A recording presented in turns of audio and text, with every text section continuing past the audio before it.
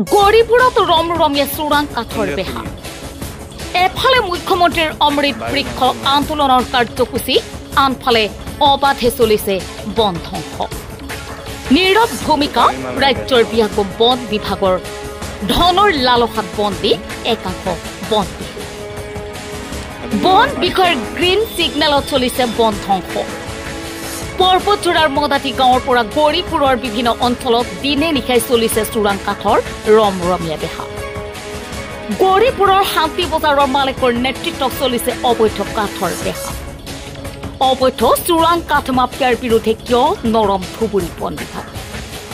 কাঠ মাফিয়া মালিকৰ বিৰুদ্ধে কিয় নৰম ধুবুৰীৰ বন বিভাগ? অভিযোগ অনুসৰি কাঠ মাফিয়া মালিকৰে সৈতে আছে গোপন বুজাবুজি, যাৰ বাবে কাঠ মাফিয়াই দিনে নিশাই চলাই গৈছে বন ধ্বংসযজ্ঞ। নানা কোন কথাটা কোন ফরেস্টের লাইন নাই?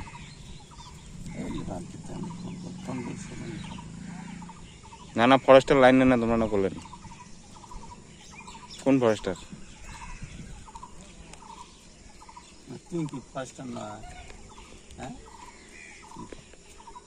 মুই রিপোর্টার।